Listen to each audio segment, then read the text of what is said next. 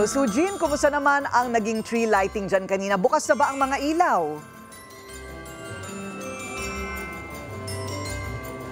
Corina, kung merong hindi mawawala tuwing Pasko, yan na nga ang pagpapailaw ng mga engrandeng Christmas tree. Kaya naman ngayong gabi, kumukuti-kutitap na ulit dito sa Uptown Mall, Bonifacio, Global City. Simula na ng festive celebrations dito sa Uptown Mall nang buksan ang kanilang Christmas event na may temang Lush and Lux Christmas at Uptown. Kabilang sa mga nakisaya sina Taguig City Mayor Lani Cayetano at Mega World Corporation President Lourdes Alfonso. Pinakilig naman ng Philippine Absolute performer na si Sam Concepcion ang mga mall-goers sa kanyang electrifying performance.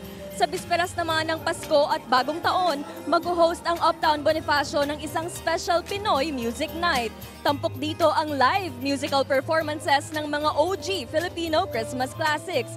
Maaari ring makisali ang mga chikiting sa Santa's Holiday Stroll na magaganap sa December 1 at 25 na perfect pang family picture ngayong Pasko.